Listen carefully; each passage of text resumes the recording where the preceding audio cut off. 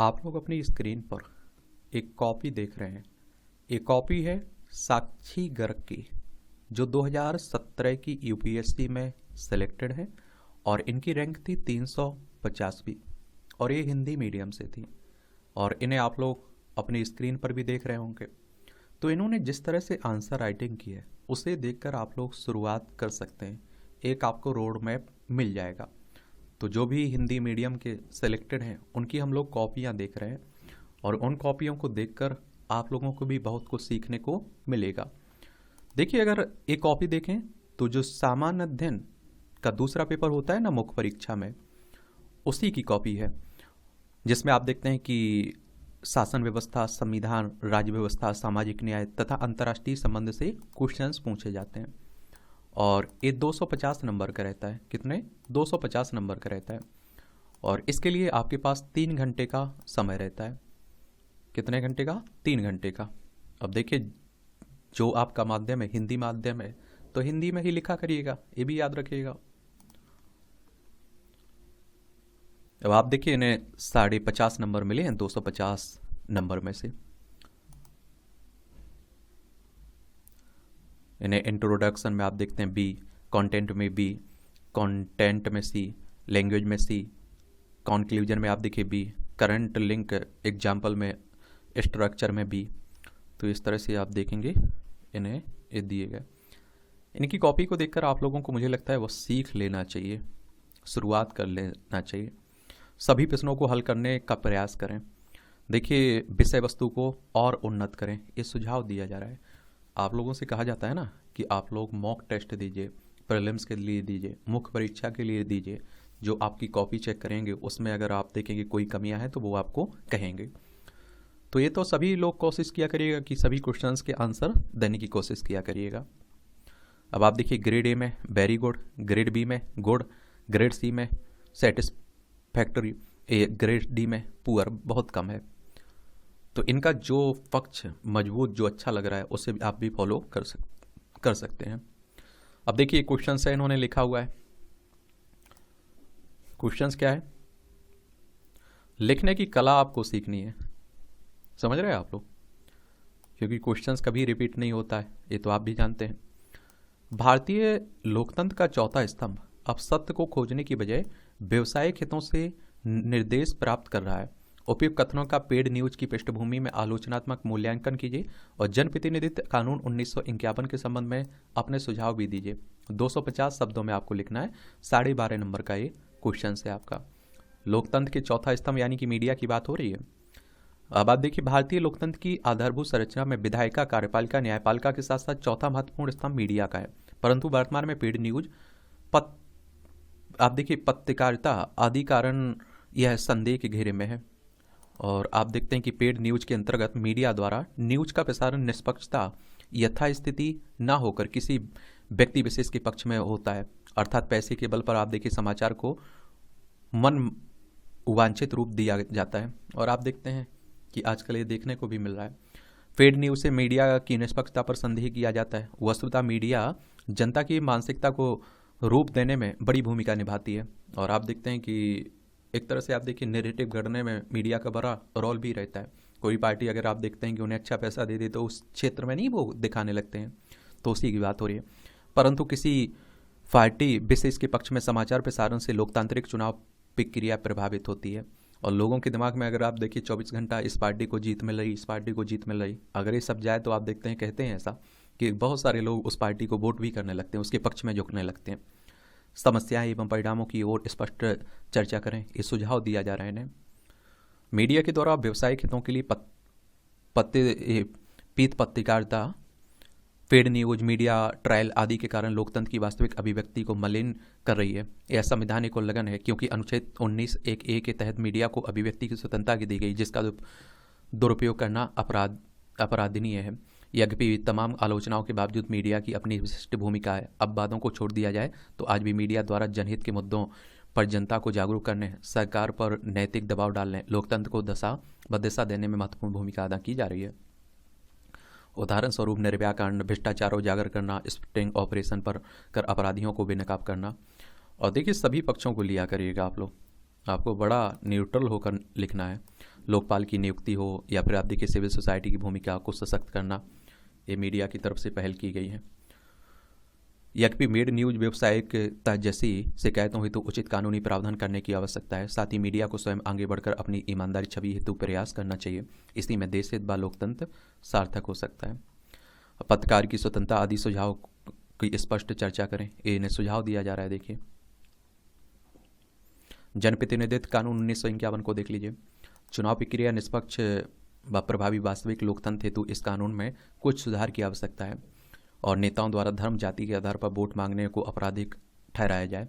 Booth capturing, बल धन प्रयोग के आधार पर चुनाव निरस्त करने की शक्ति निर्वाचन आयोग को दी जाए। अभी अनुच्छेद 326 के तहत वह ऐसा करता है। चुनाव प्रक्रिया में धन बल प्रयोग कम करने हेतु स्टेट फंडिंग की जाए। 2 जगहों से चुनाव लड़ना वैधानिक किया जाना चाहिए। चुनाव में बड़ी मात्रा में आप देखें लोक लुभावन नीतियों की घोषणा को तार्किक व मितव्ययी बनाया जाए। अब निष्कर्ष भी आपको लिखना है, लेकिन इन्होंने निष्कर्ष नहीं लिखा है, तो आप देखते हैं 3 नंबर मिले हैं। 12.5 नंबर में से 3 नंबर दिए गए हैं।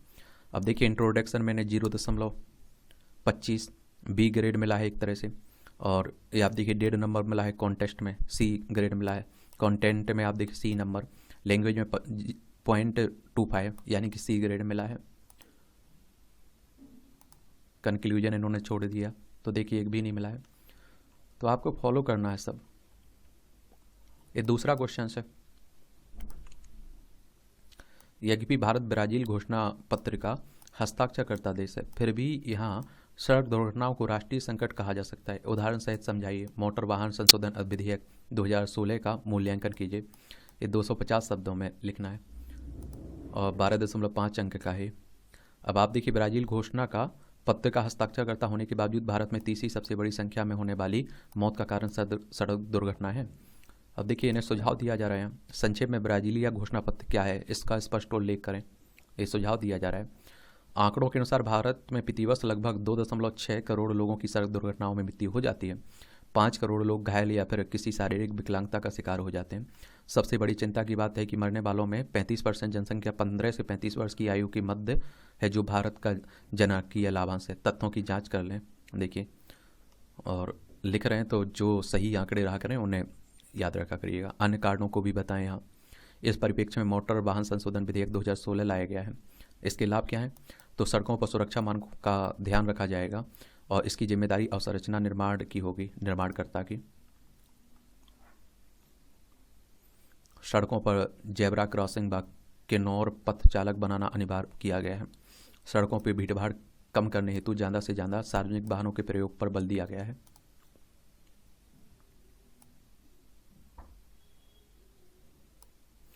और ब्राजीलिया घोषणा की तर्ज पर ही वैश्विक मानकों के अनुरूप गाइडलाइन जारी की गई हैं। यहाँ भी आप देखिए प्रावधानों को की स्पष्ट चर्चा करें, जैसे third party insurance, taxi agreement और यहाँ देखिए मोटर यान दुर्घटना निधि आदि की भी उल्लेख करें। अब देखिए कमियों की बात करें तो वित्त व्यवस्था के बारे में अस्पष्टता, भाषा अस्पष्ट व सीमित परिभाषा, जवाबदेहिता तय करने व उचित दंड की व्यवस्था का अभाव, हाईवे आदि पर मादक बिक्री पर रोक का अभाव। वस्तुतः सरकार द्वारा लाया गया बिल जनहित में है और बड़े संकट को दूर करने का सराहनीय प्रयास किया गया, और तथापि इसी ओर तार्किक बनाने हेतु संवैधानिक मूल्यों, जीवन के अधिकार का वास्तविकता में बदला जा सकता है। अब देखिए यहाँ सुझाव दिए जा रहे हैं। ओवर स्पीडिंग की समस्या, सड़क सुरक्षा अभिकरण की स्थापना की चर्चा नहीं की आपने, उसे भी लिखें। तो मैं कह रहा हूँ कि किसी भी पक्ष को छोड़िए मत, हर पक्ष को आपको शामिल करना है, लिखना है, तभी आपको बेहतर नंबर मिल पाएंगे। और देखिए पेज खाली रह जाता है तो इस तरह से लाइन देकर काट दिया करिएगा उसे। अब देखिए इसमें क्वेश्चंस में आप देखिए इंट्रोडक्शन में बी ग्रेड मिला है 0.25%। इसमें कॉन्टेंट में सी 1 नंबर मिला है। कंटेंट में 0.5 डी मिला है, इसमें 0.25। इस तरह से आप देखिए एग्जाम्पल नहीं दिया तो 0.25 इन्हें कंक्लूजन में मिला है, बी ग्रेड मिला है। जो इनका पक्ष मजबूत लगता है उसे आप लोग फॉलो कर सकते हैं। और मैं कहता हूँ अगर आप लोग शुरुआती चरण में हैं तो मुझे लगता है कि देखकर शुरुआत को तो कर सकते हैं आंसर राइटिंग की। अगला क्वेश्चन है तीसरा। हाल ही में भारतीय सेंसर बोर्ड फिल्मों की पूर्व सेंसरशिप के लिए चर्चा में रहा है। क्या इस तरह की सेंसरशिप स्वामित्व, कॉपीराइट और मौलिक अधिकारों का उल्लंघन करती है? इसके विवादित पक्षों पर प्रकाश डालिए और भारतीय सिनेमा की समग्रता तथा भारत की विशिष्ट संस्कृति के संबंध में अपने सुझाव दीजिए। 250 शब्दों में आपको ये लिखना है। 12.5 नंबर है इसके लिए आपके पास। भारतीय फिल्म प्रमाणिकता बोर्ड हाल में उड़ता पंजाब, कडप्पा जैसी विवादित फिल्मों की पूर्व सेंसरशिप को लेकर चर्चा में रहा है और वस्तुतः पुनः अभिव्यक्ति की स्वेच्छा बनाम सेंसरशिप पर विवाद शुरू हो गया है। इस प्रकार पक्ष विपक्ष के आधार पर विश्लेषण करना होगा। संक्षेप में भारत में आप देखिए सेंसरशिप की शुरुआत की भी चर्चा करिए, इन्हें सुझाव दिया जा रहा है। कॉपीराइट व मौलिक अधिकारों का उल्लंघन, तो भारतीय संविधान के अनुच्छेद 19(1)(a) के अभिव्यक्ति की स्वतंत्रता के आधार पर आप देखते हैं कि डायरेक्टर के अधिकार का उल्लंघन और स्पष्ट चर्चा करें। वस्तुतः भारतीय पेटेंट पॉलिसी 2016 के आधार पर कॉपीराइट का अधिकार प्रदान किया गया, जो इस निर्णय से सामंजस्य नहीं रखता है। सेंसर बोर्ड स्वयं राजनीतिक दृष्टिकोण से कई बार प्रभावित रहा है, साथ ही फिल्म प्रमाणीकरण से ज़्यादा छटनी की भूमिका निभा रहा है। भारत विभिन्न धर्म, जाति, वर्ग, भाषा के लोगों का समूह है। सर्वोच्च न्यायालय ने भी अपने निर्णय में कहा कि यदि कोई चीज़ आपको अपने धर्म के प्रतिकूल लगती है तो आप उसे ना देखें, उत्तर लेखन में तारतम्यता रखें, ये सुझाव दिया जा रहा है इन्हें। अब देखिए विपक्ष की तरफ से क्या तर्क, तो एक भी देश की अखंडता व शांति को बनाए रखने हेतु समय समय पर सेंसरशिप अनिवार्य है। हाल में दिखाई जा रही नग्नता का नई पीढ़ी पर आप देखिए बुरा प्रभाव पड़ रहा है। अपराधीकरण को रोकने हेतु तार्किक सेंसरशिप अनिवार्य है। प्री सेंसरशिप के नाम पर फिल्मकारों की रचनात्मकता को बाधित कुछ फिल्म कि प्रिंट लीक होना आदि बिंदुओं का भी उल्लेख करें, यहाँ लिखें। और संविधान द्वारा अभिव्यक्ति पर युक्त निर्बंधन लगाने का प्रावधान अनुच्छेद 19(2) से किया गया है। सुझाव कुछ आप देखते हैं, तो भारतीय मीडिया में को स्वयं आचार संहिता लागू करने चाहिए और फिल्म निर्माण के समय देश की विविधता, आस्था व देश की मर्यादा का ध्यान रखना चाहिए। फिल्म सेंसर बोर्ड में राजनीतिक हस्तक्षेप बंद हो। फिल्म सेंसर बोर्ड को 3 कोटियों A, AB और U के आधार पर फिल्मों का वर्गीकरण कर देना चाहिए। भारतीय जनता सहिष्णुता का परिचय देते हुए फिल्मों को देखे, साथ ही वे आधुनिक परंपराओं को, अंधविश्वासों और रूढ़ियों से तारतम्य नहीं रखती हैं, उन्हें खुले दिल से स्वीकार करें और इस प्रकार फिल्मों की वास्तविक प्रासंगिकता सिद्ध हो सकेगी, जो हमारे देश की संस्कृति, मनोदशा, चरित्र व भविष्य का प्रतिबिंबन करती है। 3.5 नंबर दिए गए हैं 12 नंबर में से। देखिए मैं कहता हूँ ना कि जो कॉपी चेक करता है बड़ा कंजूस रहता है एक तरह से। अब आपको अपनी लेखन की कला से नंबर छीनना है उससे, तभी आप माहिर बन पाएंगे, खिलाड़ी बन पाएंगे। अब देखिए इंट्रोडक्शन मैंने 0.25 नंबर मिले हैं, बी ग्रेड हासिल हुआ है। कॉन्टेस्ट में आप देखिए 1.5 नंबर मिले हैं, सी ग्रेड। और आप देखिए कंटेंट में सी ग्रेड मिला है 1 नंबर, लैंग्वेज में 0.25 सी ग्रेड मिला है और कंक्लूजन में 0.25 बी ग्रेड मिला है। बाकी को भी देखना चाहिए इन्हें। अब देखिए एक और क्वेश्चन है, ये कह रहा है कि संविधान संसद को शक्तियाँ और मुक्तियाँ प्रदान करता है, तो संसद संविधान में संशोधन कर सकती है। इस कथन को पृष्ठभूमि में रखते हुए क्या आप सोचते हैं कि संसद के कामकाज के नियंत्रण तथा इसे सुगम बनाने के लिए एक निगरानी आयोग की आवश्यकता समय की मांग है? 250 शब्दों में लिखना है और 12 नंबर का है 12.5 का। संविधान के अनुच्छेद 105 व 194 के तहत संसद व विधानसभा को विशेष अनुमुक्तियाँ प्रदान की गई हैं, जहाँ उन्हें कार्य दिवस में दिए गए वाक्य की गई आपराधिक गतिविधियों के लिए कई उन्मुक्ति प्रदान की गई हैं। सुरक्षा मिली हुई एक तरह से। संविधान द्वारा अनुच्छेद 368 के तहत संसद को साधारण बहुमत, विशेष बहुमत व विशेष आधे से अधिक राज्यों के वोट से बहुमत से की शक्ति प्रदान की गई है। व्यक्तिगत एवं सामूहिक विशेषाधिकारों की स्पष्ट चर्चा करें। आप देखिए सुझाव दिया जा रहा है व्यक्तिगत बोलने की स्वतंत्रता, सामूहिक अवमानना के लिए दंडित करने चर्चा को प्रकाशित करने की। हाल में आप देखिए सांसदों द्वारा की जा रही मनमानी, अनैतिक कार्यवाही, भ्रष्टाचार आदि के आधार पर निगरानी आयोग की व्यवस्था की मांग उठ रही है। निगरानी आयोग की आवश्यकता, तो इसमें आप देखिए सांसदों पर नैतिक दबाव डालेगा ताकि वे मर्यादित व्यवहार करें, उन्हें जवाबदेह बनाया जाएगा। संसद में पक्ष व विपक्ष की वास्तविक मंशा को सार्थक रूप देगा। अभिव्यक्ति की स्वतंत्रता के नाम पर आम जनता रिपोर्टर पर की जा रही दमनात्मक कार्रवाई पर लगाम लगेगी। बिना चर्चा परिचर्चा के बिल पास नहीं होगा। और यह भी सांसद जैसे गरिमामय पद को कानून या फिर आयोग के आधार पर मर्यादित करना अतार्किक प्रतीत होता है। निगरानी आयोग सांसदों पर एक सीमा तक ही दबाव बना सकता है। हमें इसके आगे बढ़ने हुए अन्य उपाय करने की आवश्यकता है एक तरह से। अब देखिए, इन्हें कुछ सुझाव भी दिए गए हैं, ये भी पढ़ लीजिए। संविधान द्वारा किए गए रक्षा उपायों की चर्चा करें और बजट संसदीय समितियां वित्त के उपाय नियंत्रण आदि का तक उपायों का भी उल्लेख करें। यहाँ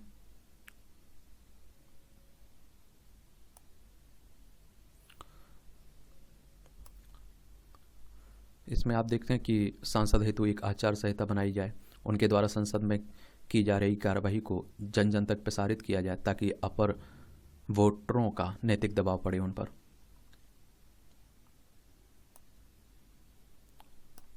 सांसदों को स्वयं आगे बढ़ते हुए अपनी मर्यादा बड़प्पन का परिचय देना चाहिए। वस्तुतः हमारे देश सीरिया व इराक जैसे नहीं अपितु संवैधानिक मूल्य परंपराओं व सवा अरब जन आकांक्षाओं पर टिका है, जिनमें सांसद स्वयं आपसी सहमति से समस्या समाधान से सार्थक हैं। 3 नंबर दिए गए हैं 12.5 नंबर में से। इंट्रोडक्शन देखिए बी ग्रेड मिला है, 0.25 नंबर मिले हैं। कॉन्टेस्ट में 1 नंबर मिला है, सी ग्रेड। कंटेंट में बी क्या 1 नंबर मिला है, सी ग्रेड। लैंग्वेज भाषा में 0.25 सी ग्रेड मिला है, 0.25 बी ग्रेड मिला है कंक्लूजन में। तो करंट से भी लिंक कर दिया करिएगा। अब आप देखिए एक और क्वेश्चन है, ये कह रहा है कि कुछ राज्यों और क्षेत्रों को प्राप्त विशेष दर्जा अधिक जन आंदोलन को भड़काने का काम करता है। समालोचनात्मक परीक्षण कीजिए। और 250 नंबर का है।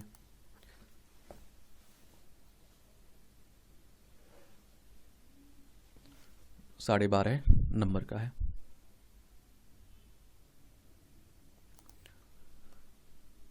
राज्य विशेष को विशेष दर्जा देने की नीति ने 2 धारी तलवार की तरह काम किया है। एक असमान को रियायत देने का प्रयास, तो दूसरी ओर आप देखिए इसने जन आंदोलनों को भड़काने में उत्प्रेरक का काम भी किया है। विशेष राज्य दिए जाने के उद्देश्यों को जरूर लिखें। अब आप देखिए विशेष राज्य के दर्जे के बारे में बात कर रहे हैं तो उसका उद्देश्य क्या है, उसका भी उल्लेख कर दिया करिएगा।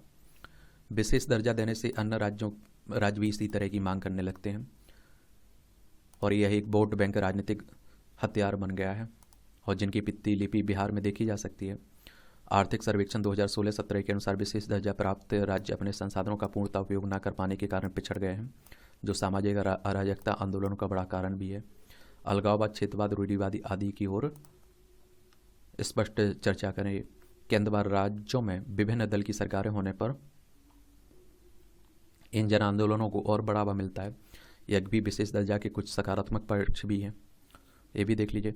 विकास की दौड़ में पीछे छूट गए राज्यों को कुछ रियायत देना, संवैधानिक मूल्य समानता व सामाजिक राजनीतिक आर्थिक न्याय की प्राप्ति।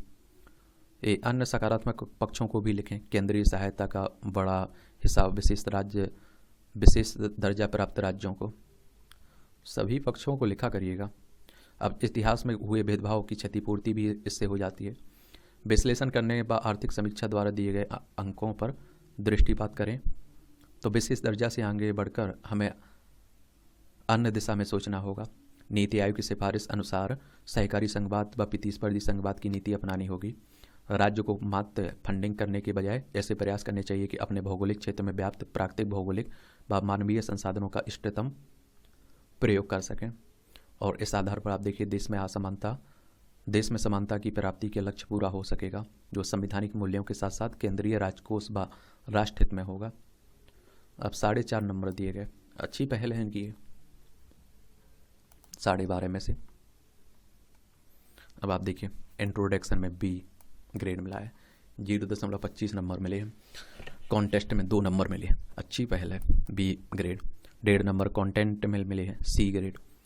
0.25 सी और कंक्लूजन में बी ग्रेड मिला है, 0.25 नंबर। करेंट से इन्होंने लिंक नहीं किया, इसलिए आप देखिए नहीं मिला है। अब एक क्वेश्चन और आपके सामने है, 6 नंबर का है। ये आम लोगों को 6 में आम लोगों को त्वरित न्याय सेवा प्रदान करने के लिए अखिल भारतीय न्यायिक सेवा का गठन समय की आवश्यकता है।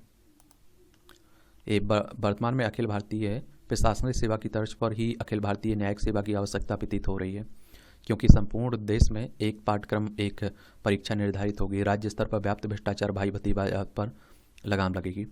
न्यायिक भर्ती की प्रक्रिया अविलंब पूरी होगी, जिससे त्वरित न्याय प्राप्त होगा। जस्टिस डिले इस जस्टिस, ये आप देखिए संपूर्ण देश में से प्रशासनिक सेवा की तर्ज पर आप देखते हैं कि ही होनहार परीक्षार्थियों का चयन संभव हो सकेगा। संघीय ढांचे को मजबूती प्रदान करेगा। ये अखिल भारतीय न्यायिक सेवा गुणवत्ता, संख्या, समानता, न्याय मिलेगा।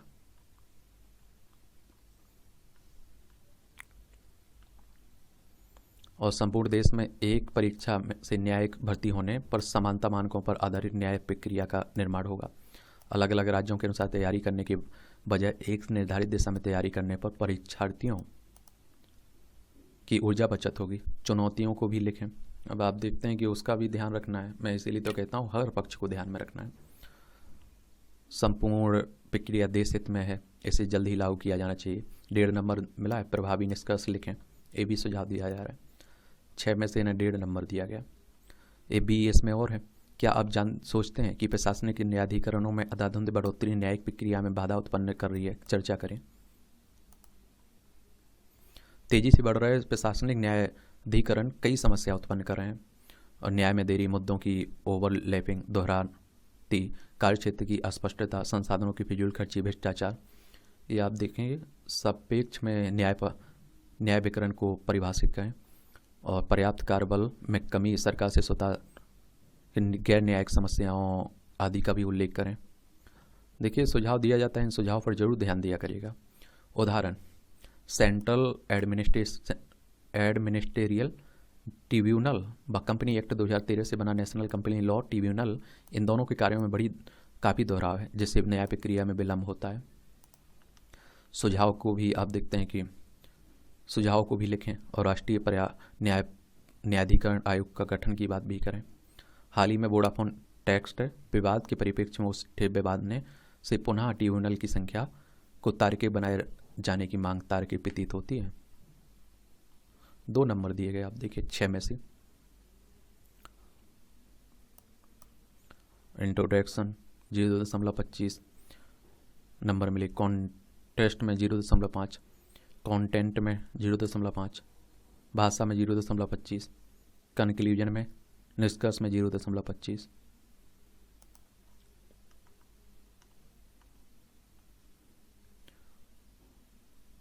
अब एक क्वेश्चन और है, क्या कह रहा है? ये कह रहा है कि चुनाव के वित्त पोषण से संबंधित पारदर्शिता में सुधार के संदर्भ में किए गए हालिया उपायों पर समालोचनात्मक टिप्पणी कीजिए तथा राजनीतिक दलों की बेहतर जवाबदेही के लिए कौन से कदम उठाए जाने चाहिए।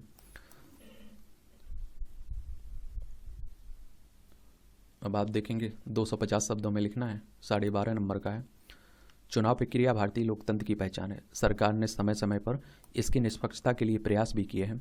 रिजर्व बैंक ने 2000 से ऊपर के चंदे के लिए बॉन्ड जारी करने को कहा।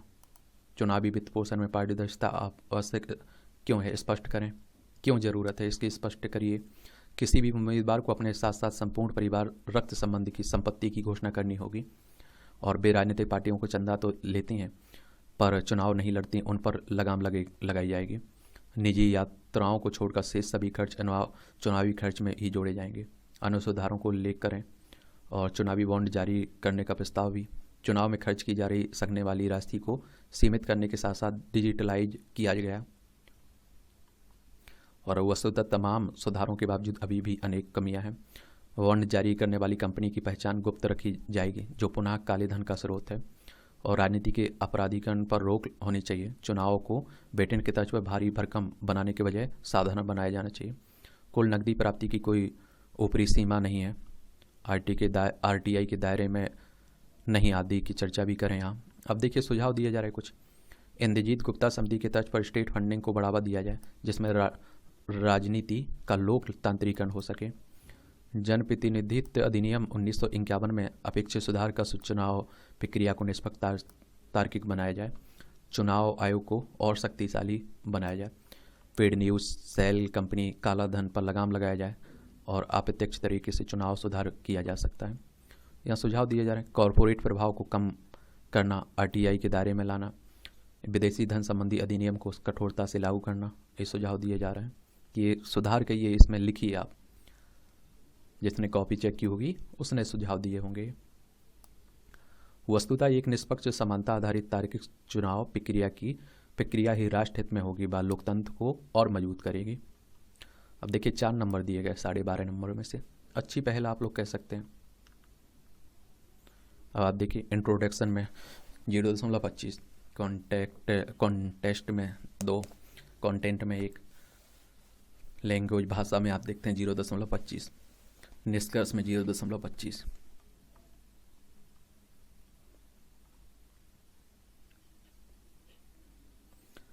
अब एक क्वेश्चन और आपके सामने है। यह देखा गया कि काला धन खपाने के लिए अचल संपत्ति मुख्य स्रोत में से मुख्य क्षेत्रों में से एक है और आलोचनात्मक विश्लेषण कीजिए कैसे हाल ही में लागू किए गए अचल संपत्ति विनियमन विकास अधिनियम से भ्रष्टाचार को रोकने और उपभोक्ता अधिकारों की सुरक्षा में मदद मिलेगी। 250 शब्दों में लिखना है, 12.5 नंबर का है। काला धन अर्थात समानांतर अर्थव्यवस्था का सबसे बड़ा स्रोत है। सोना, रियल एस्टेट, जमीन, इसके आधार पर आसानी से कर चोरी की जा रही है और इसकी पुष्टि आंकड़ों से होती है।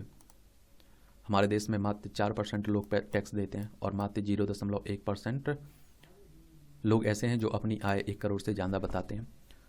उत्तर अपूर्ण है। देखिए 1/2 दूसरा भाग मिला है ना इसमें। अब पूरा लिखेंगे तो अच्छे से मिलता। उत्तर अपूर्ण है, ये बता दिया गया साहब। 250 शब्द में लिखना है तो कम से कम उतना तो पहुँचिए।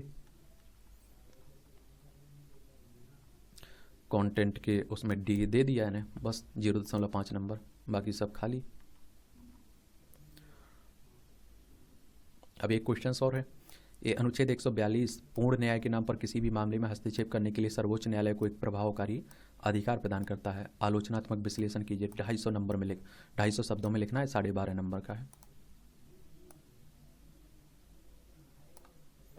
संविधान के अनुच्छेद 142 के तहत सर्वोच्च न्यायालय आवश्यक प्रतीत होने पर किसी भी मुद्दे में हस्तक्षेप कर न्याय प्रदान करने का विशेष अधिकार रखता है। और उदाहरण स्वरूप अनुच्छेद 262 के तहत चल विवाद न्यायाधिकरण में न्यायाधिकरण का निर्णय अंतिम माना गया। बस सर्वोच्च न्यायालय के हस्तक्षेप की मनाही है, परंतु समय समय पर सर्वोच्च न्यायालय ने इसमें हस्तक्षेप किया है।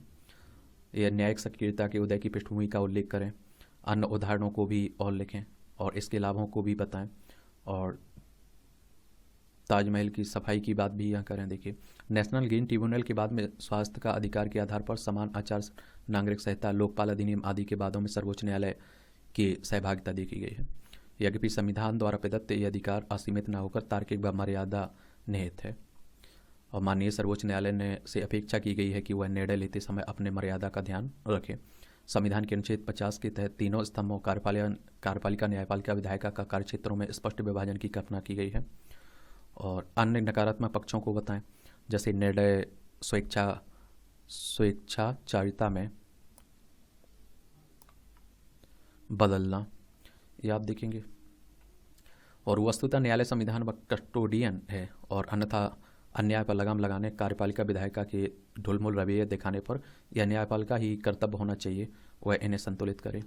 और इस प्रकार कहा जा सकता है कि अनुच्छेद 142 के तहत प्रदत्त शक्ति तार्किक व युक्त हैं। 3 नंबर दिए गए। अगर आप सभी पक्षों को लेकर लिखेंगे ना तो इतना यकीन मानिए कि आपको अच्छे नंबर मिल सकते हैं।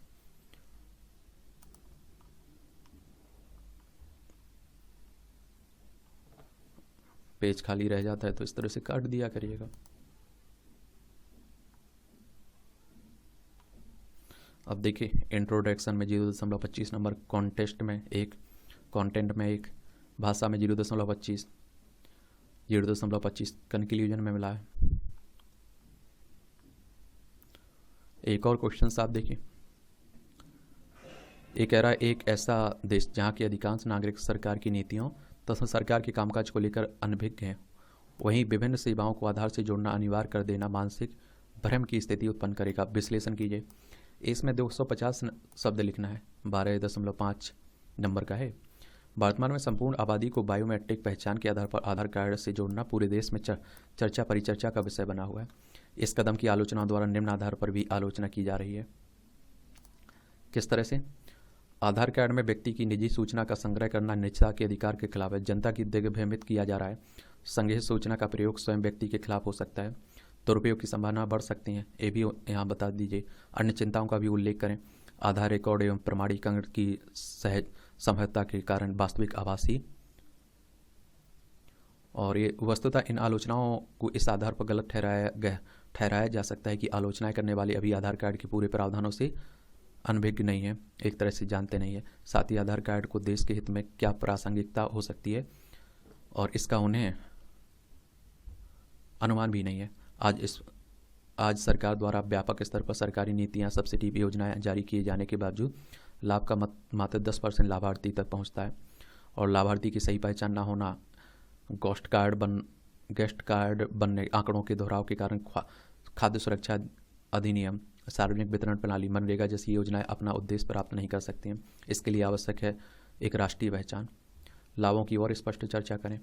डिजिटल लॉकर खोलना और वित्तीय समावेशन को बढ़ावा देने की चोरी को रोका जा सकता है। इससे आपको अगर देखिए सभी पक्षों को देखना है, पॉजिटिव पॉइंट, नेगेटिव पॉइंट, अपनी तरफ से सुझाव।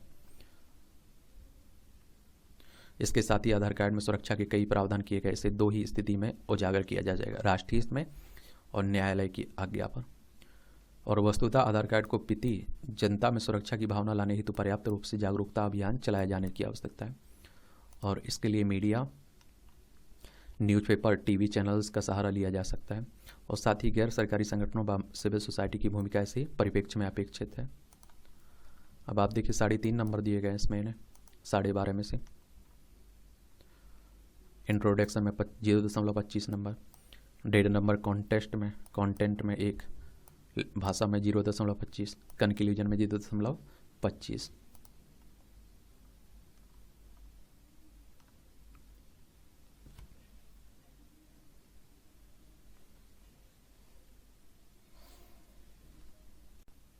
अब देखिए एक और क्वेश्चन है। हाल ही में महिला श्रम बल भागीदारी को लेकर एनएसएस के आंकड़ों में प्रदर्शित किया गया है कि नगरीय क्षेत्रों में महिला श्रम बल की भागीदारी स्थिर हो रही है तथा ग्रामीण क्षेत्रों में इसमें गिरावट आ रही है। समालोचनात्मक परीक्षण कीजिए, और ये आपको 250 शब्दों में लिखना है, और 12.5 अंक का है, 12.5 नंबर का।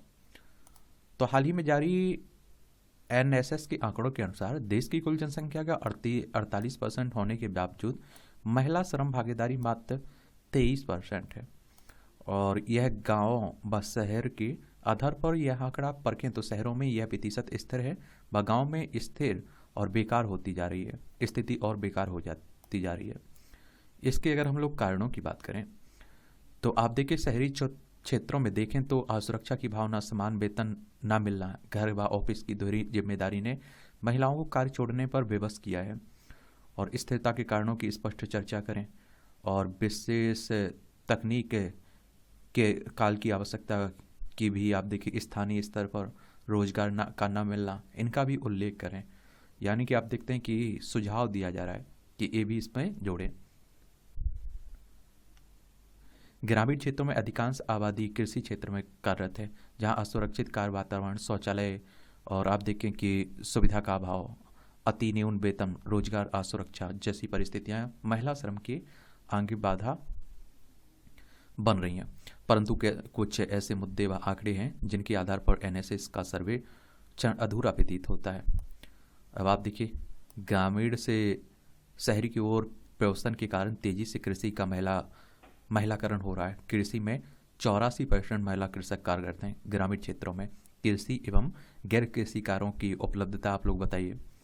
ये संक्षिप्त में लिखें। बढ़ता शिक्षा स्तर, बढ़ रही परिवार की आवश्यकताओं व नारी आत्म स्वाभिमान की मुहिम ने महिलाओं को अनेक बाधाओं के बावजूद कार्य करने को प्रेरित किया है। यद्यपि आप देखिए किए गए सर्वेक्षण को परिभाषा के आधार पर परखना होगा। एनएसएस द्वारा किया गया सर्वेक्षण संगठित क्षेत्रों तक आधारित है। सुझाव को लिखें। देखिए इसके साथ ही आप देखिए महिला कार्यबल का बड़ा प्रतिशत असंगठित क्षेत्र में कार्यरत है।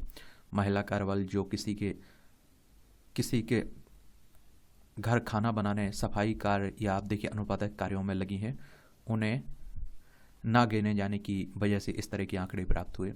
यद्यपि अभी महिला कार्यबल सहभागिता हेतु बहुत प्रयास किए जाने की आवश्यकता। प्रभावी निष्कर्ष लिखें। तो मैं कह रहा हूँ ना कि सभी पक्षों को आपको लिखना है और प्रभावी एक आंसर लिखना है। देखिए 12 में से 12.5 में से 3 नंबर दिए गए हैं। अगर आप सभी पक्षों को लिखेंगे ना तो इतना याद रखिए कि आपका आंसर बड़ा प्रभावकारी होगा और आपको नंबर भी मिलेंगे। इंट्रोडक्शन में 0.4 नंबर मिले, कॉन्टेस्ट में 1, कंटेंट में 1, भाषा में 0.25, कंक्लूजन में 0.25। ये आप देखिए करंट लिंक्स, तो करंट में जो रिपोर्ट आती है उनका भी आप उल्लेख कर दें तो और अच्छा रहे। अब एक और क्वेश्चंस देख लीजिए। यह है कि प्राचीन काल में धर्मनिरपेक्षता भारतीय समाज का महत्वपूर्ण विशेषता थी। हाल ही में धर्मनिरपेक्षता शब्द को समाचार माध्यमों में लगातार उछाला जा रहा है और इस संदर्भ में वर्तमान परिदृश्य का विश्लेषण कीजिए। क्या भारत में धर्मनिरपेक्षता खतरे में है? और आप देखेंगे कि आपको चर्चा कीजिए 250 शब्दों में ये लिखना है, 12.5 नंबर का है और इसे करंट से जोड़ के लिखा करिएगा इस तरह के क्वेश्चंस को। अब पिछला क्वेश्चंस भी आपने देखा है कि रिपोर्टों के बारे में कुछ उनका आंकड़े दिए जा रहे हैं, तो सही आंकड़े आप लिखा करिएगा। यदि प्राचीन काल में दृष्टिपात करें तो कई सौ दशकों तक हिंदू मुस्लिम धर्म के साथ साथ रहने के बावजूद कभी भी धार्मिक असहिष्णुता, झगड़े दबने को नहीं मिलते थे, देखने को नहीं मिलते थे। उदाहरण स्वरूप संपूर्ण मुगल काल मुस्लिम शासक बहुसंख्यक हिंदू जनता के बावजूद सहिष्णुता का परिचायक रहा है। प्रभावी भूमिका लिखें। सुझाव दिया जा रहा है। देखिए हाल ही में समाचारों में धर्मनिरपेक्ष शब्द बार बार देखने को मिल रहा है। वर्तमान में आप देखिए मुजफ्फरनगर दंगे हो गए, अयोध्या कांड हो गया, बीप मुद्दा हो गया, गो हत्या जैसे मुद्दों के कारण यह शब्द पुनः वाद विवाद का विषय है। भीड़ दंड हो गया, लाउड स्पीकर जैसे मुद्दे के कारण चर्चा में रहा है। और अब यह प्रश्न उठता है कि क्या भारतीय धर्मनिरपेक्षता खतरे में है? वस्तुतः किसी भी छोटे से मुद्दे का राजनीतिक दलों द्वारा वोट बैंक के राजनीति की तरह प्रयोग किए जाने के कारण धर्म के आधार पर ध्रुवीकरण हो रहा है। मुद्दों को धार्मिक गुरु, मौलवी, पंडित धर्म से जोड़ रहे हैं, जिसमें यह प्रतीत होता है कि धर्म निरपेक्षता खतरे में है।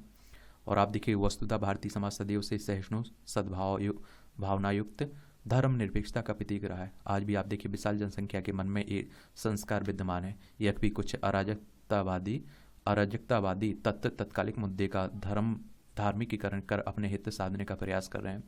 इस पर लगाम लगाना चाहिए और मीडिया को अपने चतुर्थ स्तंभ की भूमिका अदा करते हुए आम जनता को दिग्भ्रमित होने से बचाना चाहिए। राजनीतिक दलों को वोट बैंक राजनीति के आधार पर अराजकता फैलाने पर उन पर दंड निर्धारित हो। इस विषय पर पुलिस कार्यबल को विशेष प्रशिक्षण देने की आवश्यकता है ताकि शांति के माहौल में मामले को शुरुआती दौर में ही निपटाया जा सके। अब आप देखिए धर्मनिरपेक्षता की वर्तमान स्थिति का भी उल्लेख करें, ये सुझाव दिया जा रहा है। मीडिया समूहों की भूमिकाओं की भी चर्चा करें। तो किसी भी पक्ष को आपको छोड़ना नहीं है, सबसे बड़ी बात याद रखिएगा। सूफी धर्म, स्कूली पाठ्यक्रम, योगा व जागरूकता के माध्यम से समाज में सहिष्णुता, समरसता का भाव फैलाना चाहिए। वस्तुतः यही राष्ट्रीय हित में है। हमारे देश की सभ्यता, संस्कृति व संस्कारों की नींव इतनी मजबूत है कि इसे पूरी तरह हिलाया नहीं जा सकता है। हाँ, किसी कारण यह दिग्भ्रमित हो रही है, इसे एक दिशा में देने की आवश्यकता है। 3.5 नंबर दिए गए। आप देखिए 12.5 नंबर में से इंट्रोडक्शन में आप देखिए 0.26 है और 1.5 नंबर कंटेंट में 1, भाषा में 0.25, कंक्लूजन में 0.25। एक और क्वेश्चंस देखिए। ये कह रहा है कि भारत सरकार अपने नागरिकों की खाद्य सुरक्षा पर ध्यान केंद्रित कर रही है, लेकिन किसानों की सुरक्षा दिन प्रतिदिन बिगड़ती जा रही है और खाद्य सुरक्षा की चुनौतियों का समालोचनात्मक परीक्षण कीजिए तथा किसानों की स्थिति में सुधार लाने के उपाय भी सुझाइए। 250 शब्दों में लिखना है, 12.5 नंबर का है। भारत सरकार सार्वजनिक खाद्य वितरण प्रणाली काम के बदले अनाज खाद्य सुरक्षा अधिनियम, जेनेटिक मॉडिफाइड फूड आदि के माध्यम से खाद्य सुरक्षा पर ध्यान केंद्रित कर रही है, परंतु दूसरी ओर किसानों की स्थिति दयनीय होती जा रही है। आंकड़ों के अनुसार भारतवर्ष में हर घंटे में एक किसान आत्महत्या कर रहा है। देखिए, सही आंकड़े आप दिया करिएगा। मानसून अनियमितताएं, बिचौलिया वित्त की कमी, कम उत्पादकता, पूर्ण मूल्य न मिलने आदि के कारण कृषि लाभप्रद व्यवसाय नहीं रह गया है। 40% किसान किसी अन्य रोजगार की तलाश में, युवा पीढ़ी कृषि की ओर आकर्षण नहीं है। कभी आपने सुना है कि किसान का बेटा किसान बनना चाहेगा? बिल्कुल नहीं। खाद्य सुरक्षा की चुनौतियां, तो आप देखेंगे कि सरकारी योजनाओं का लाभ अपेक्षित वंचित व्यक्ति तक नहीं पहुंच पा रहा है, और फंड बिचौलिए, भ्रष्टाचार, भाई भतीजावाद के नाम पर जा रहा है। खाद्यान्न की निम्न उत्पादकता, भंडारण की सुविधा का अभाव, उर्वरक कृषि भूमि का स्थानांतरण और सुविकसित कृषि बैंकिंग का अभाव आदि चुनौतियां का भी उल्लेख करें। देखिए, सभी पक्षों को शामिल करिए, समझिए इस बात को। वहाँ आप लोगों को सोचने तक का टाइम नहीं रहता है, इतने जल्दी आपको लिखने होती है, तो थोड़ा फ्रेमवर्क बना लिया करिएगा। और आप देखते हैं कि ग्लोबल हंगर इंडेक्स में भारत का स्थान 118 देशों में 97वां है। तो उस समय जो नई रिपोर्ट आया करेगी उसके द्वारा लिख दिया करिएगा। नीति आयोग कोई रिपोर्ट देता है, कोई संस्था रिपोर्ट देती है, तो उनका भी उल्लेख कर दिया करिएगा। और संयुक्त राष्ट्र के अनुसार विश्व के हर 3 में से 1 कुपोषित बच्चा भारत में है। हमारी योजनाएं चावल गेहूं तक सीमित हैं, जबकि अंडा, दूध, चाल, दाल, प्रोटीन, विटामिन अभी भी गायब हैं। और यह भी इस संदर्भ में कि सरकार द्वारा अथक प्रयास किया जा रहा है और विभिन्न योजनाओं को आधार कार्ड, डायरेक्ट बेनिफिट ट्रांसफर के माध्यम से परिणाम आधारित बनाने की कोशिश की जा रही है। अब देखिए, किसान स्थिति सुधार हेतु कुछ उपाय बताए जा रहे हैं और अन्य उपायों की भी चर्चा करें। ये सुझाव भी दिया जा रहा है। सर्वप्रथम कृषि को परंपरागत कार्य के आधार पर ना देखना, उद्यमिता के आधार पर देखना चाहिए। कॉर्पोरेट फार्मिंग व कॉन्ट्रैक्ट फार्मिंग को बढ़ावा देकर वित्त अवसंरचना, छोटी जोताकार, बिचौलिया प्रसंस्करण व चैन सप्लाई कमी, कोल्ड स्टोरेज जैसी सभी समस्याओं का समाधान किया जा सकता है। सरकारी नीति योजनाओं को तार्किक बनाए जाने के साथ साथ किसानों के बीच उसके प्रति पर्याप्त जागरूकता फैलाई जाए। सर्वेक्षण अनुसार 67% किसानों को यह तक नहीं पता है कि MSP होता क्या है। तथ्यों की जांच कर लें। देखिए, सही तथ्य लिखा करिएगा। हरित बजट, माइक्रो इरिगेशन, मिश्रित कृषि, जल कृषि आदि को बढ़ावा देकर आय का विविधीकरण किया जा सके। निष्कर्ष लिखना भूल गए। देखिए, 3 नंबर मिले 12.5 नंबर में से। अब आप देखिए,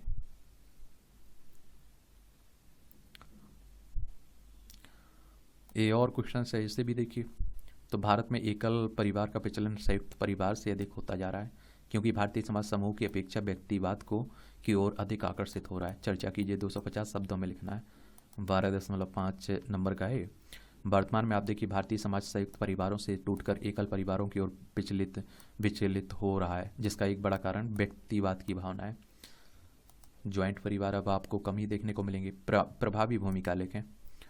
वस्तु व्यक्तिवाद के कारण व्यक्ति के अंदर स्वार्थ की भावना परम हो जाती है। संपूर्ण परिवार की अपेक्षा वह स्वयं की जिम्मेदारी को ही वहन करना चाहता है। इसके साथ ही स्वतंत्रता युक्त जीवन व्यतीत करना चाहता है। किसी भी तरह का पारंपरिक और सांस्कृतिक दबाव नहीं लेना चाहता है वो।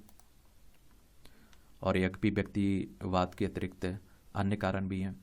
विवाद व्यवस्था में परिवर्तन, पाश्चात्य संस्कृति का प्रभाव, सामाजिक व्यक्तित्व और जनांकीय आवास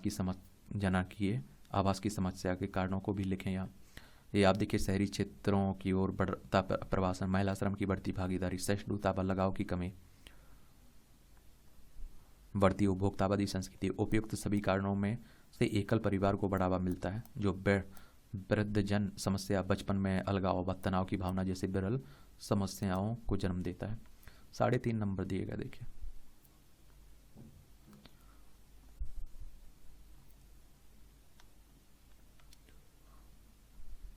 बहुत कम टाइम रहता है लिखने के लिए, सोच भी नहीं सकते हैं आप अच्छे से, तो इसलिए प्रैक्टिस करता हूँ। इसलिए कहता हूँ कि अभी से आंसर राइटिंग करते रहिए पहले से। एक और क्वेश्चन आपके सामने है। यह माना जाता है कि विमुद्रीकरण नकदी विहीन समाज की को प्रेरणा देकर कल्याणकारी कार्यक्रमों को बढ़ावा देता है। विभिन्न कल्याणकारी कार्यक्रमों की विफलता की पृष्ठभूमि के इस कथन पर चर्चा कीजिए। 250 शब्दों में ही लिखना है। 12.5 अंक का है। भ्रष्टाचार काला धन पर लगाम लगाने के उद्देश्य से किए गए विमुद्रीकरण का एक बड़ा परिणाम है नकदी विहीन समाज की प्रेरणा। वस्तुतः इसमें कई लाभ देखने को मिलेंगे और अर्थव्यवस्था में मुद्रा का सर्कुलेशन रहेगा। कागज आधारित मुद्रा छापने में होने वाले खर्चों में कमी आएगी। ये सभी पैसे जन कल्याण में खर्च हो सकेंगे। सरकारी योजनाओं का डायरेक्ट बेनिफिट ट्रांसफ़र हो सकेगा। और आर्थिक समावेशन की बात हो रही, काला धन लगाम, कर राजस्व, कृषि से सरकार का राजकोषीय घाटा कम होगा जिसमें जन कल्याणकारी योजनाओं में वृद्धि। या आप देखिए पहले कल्याणकारी कार्यक्रमों की सफलताओं के कारणों की चर्चा करें। निधि का आप देखिए आभासी लाभार्थियों की उपस्थिति की बात करें। और एक भी कुछ विफलताएं व चुनौती हैं। अवसंरचना की कमी हो गई, डिजिटल शिक्षा की कमी, इंटरनेट कनेक्शन व स्पीड का वहनीय ना होना, साइबर असुरक्षा। हाल में कई साइबर फ्रॉड देखने को मिले हैं। यह भी सरकार द्वारा इस परिप्रेक्ष्य में कई प्रयास किए जा रहे हैं। भीम ऐप हो गया, डिजी पाठशाला, फाइबर ऑप्टिकल नेटवर्क, साइबर सुरक्षा, CERT-IN निर्माण, डिजिटलाइजेशन व कैशलेस सोसाइटी के माध्यम से देश का सतत तीव्र समावेशी विकास संभव हो सकेगा। इसी पथ पर आगे बढ़ते हुए विकसित भारत की परिकल्पना पूर्ण की जा सकेगी। 4 नंबर दिए गए 12.5 नंबर में से इसमें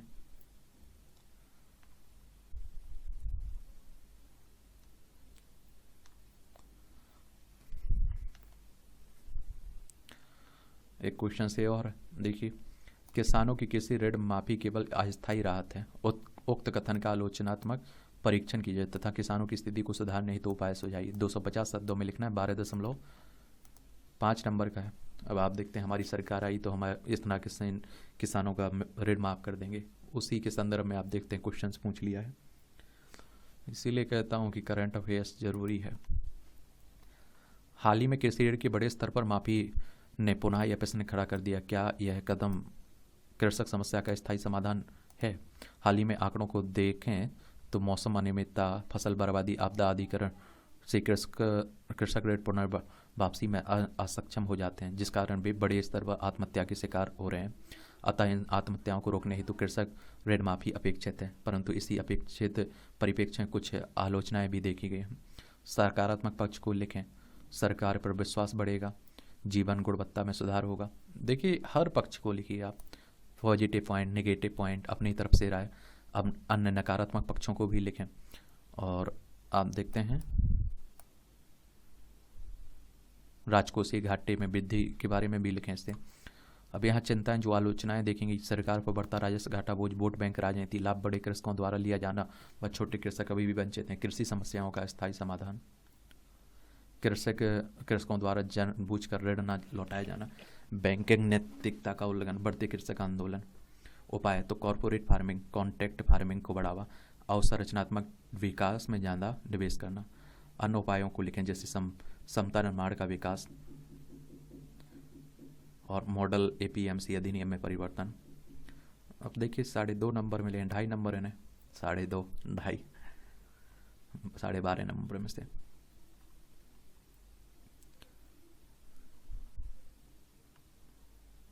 ये आप देखिए कुछ निर्देश हैं, ये भी देख लिया करिएगा। कृपया प्रश्नों के उत्तर देने से कुछ पूर्व निम्नलिखित प्रत्येक अनुदेश ध्यानपूर्वक पढ़ें। इसमें 20 प्रश्न है, हिंदी और अंग्रेजी दोनों में छपे हैं। सभी प्रश्न अनिवार्य हैं। प्रत्येक प्रश्न के अंक सब उसके सामने दिए गए हैं। प्रश्नों के उत्तर उसी माध्यम में लिखे जाने चाहिए उनका जिसका उल्लेख आपके प्रश्न पत्र में दिया गया है। इस माध्यम का स्पष्ट प्रश्न पत्र उल्लेख प्रश्न सह उत्तर QCA पुस्तिका के मुख्य पृष्ठ पर अंकित निर्दिष्ट स्थान पर दिया जाने चाहिए और लिखित माध्यम के अतिरिक्त अन्य किसी माध्यम में लिखे गए उत्तर पर कोई अंक नहीं मिलेंगे। प्रश्नों में शब्द सीमा जहां विनिर्दिष्ट है का अनुसरण किया जाना चाहिए। प्रश्न सह उत्तर पुस्तिका में खाली छोड़ा हुआ पृष्ठ या उसके अंश को स्पष्ट रूप से काटा जाना चाहिए। चलिए, तो अब आपका क्या सुझाव है, क्या सवाल है? कोई सवाल हो, सुझाव हो मेरे लिए तो ज़रूर आप लोग बताइए। इसी तरह की हम लोग डेली एक कॉपी ज़रूर देखा करेंगे। ठीक है, धन्यवाद।